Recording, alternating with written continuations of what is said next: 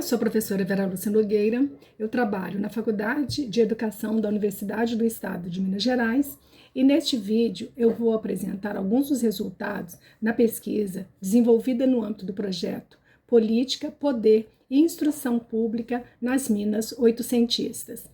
Nesta pesquisa, nós trabalhamos na compreensão do papel da instrução e da educação para além daquele que já é consenso no âmbito das pesquisas desenvolvidas pelos historiadores da educação do século XIX, de que a educação se serviria ao propósito de civilizar a população, ou seja, o papel da educação seria promover uma formação cívica, uma formação moral e religiosa.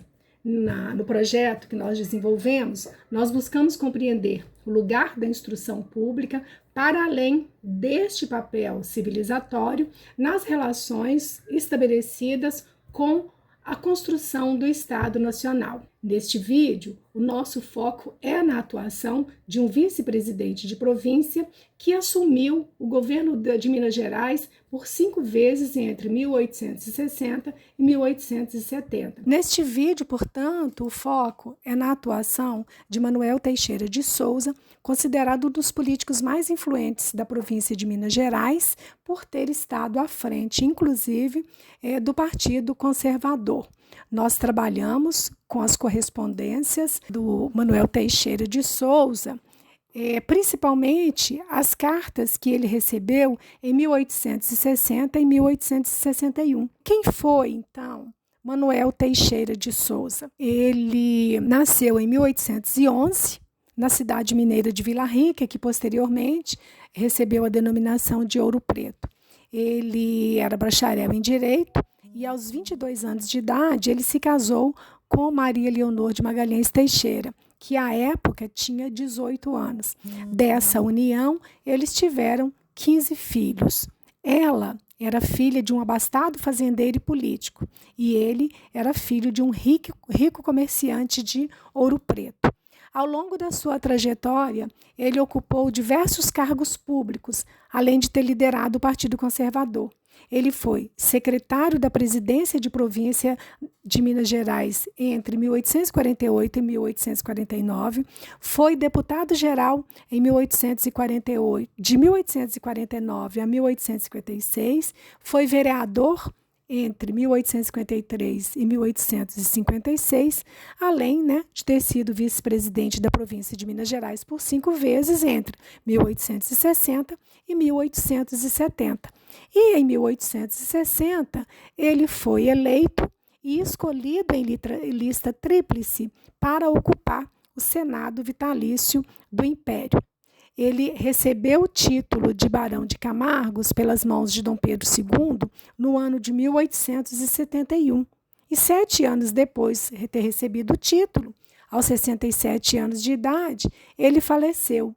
E a sua esposa, Maria Leonor, titulada baronesa e posteriormente viscondessa de Camargos, ela faleceu em Florença, na Itália, no ano de 1902. O que fizemos na pesquisa foi analisar as cartas recebidas por Manuel Teixeira de Souza, especificamente aquelas cujo assunto estivesse relacionado de alguma forma à instrução pública, ou seja, os pedidos de favores cujo objeto fosse a educação. Os pedidos que chegavam ao senador eram tantos, e a esse respeito, estando na corte em 1860, o senador Manuel Teixeira desabafou com a sua esposa. Tenho me visto em apuros com os pedidos daí de todos os pontos da província, sobretudo quanto se pode imaginar. Nem que eu tivesse em minhas mãos todo o governo do estado. Obriga-me isto a escrever diariamente 10, 12 cartas em respostas, e nem assim tenho podido pôr em dia minha correspondência, que ainda tem atraso de mais de 150 cartas, e tenho respondido mais de 500 depois que estou aqui. Por outro lado, a sua esposa também, ela ficava incomodada com a quantidade de cartas que ela recebia. E, certa vez, em 1870, ela escreveu para ele dizendo: eu tenho me visto atropelada com cartas e pedidos. O que mais me põe em apuros assentam que eu também sou chefe de partido. Mas que pedidos seriam estes? Vimos que os pedidos eram muitos e variados, envolviam diferentes assuntos, não só a instrução pública, mas que esses pedidos poderiam ser sintetizados principalmente em 2 palavras: proteção e lealdade. Vejamos um desses pedidos. Em 14 de abril de 1860, Martim Antônio de Miranda Ribeiro escreveu ao político Manuel Teixeira nos seguintes termos: Ilustríssimo e excelentíssimo senhor, depois de feita a carta que nesta data tive o prazer de dirigir a Vossa Excelência, aparece um outro pedido que julgo ser para Vossa Excelência fácil de arranjar. O professor da escola primária do Arraial de Gurutuba, Antônio José de Melo, foi provisoriamente transferido para a Vila Januária. Este homem é de avançada idade e anda sempre adoentado, e por isso terá de lá perecer. E como é meu conhecido de muitos anos e mesmo militou comigo há algum tempo, razão porque ele tenho como boa pessoa e capaz de desempenhar suas funções. Lembra-me que está vaga a cadeira do Arraial de Salinas para onde ele deseja ir servir, e eu prometi de arranjar-lhe tal lugar contando com a proteção de Vossa Excelência. De Vossa Excelência, amigo muito afetuoso. Desse modo, proteção e lealdade eram 2 palavras que estiveram presentes praticamente em todas as correspondências recebidas pelo senador Teixeira.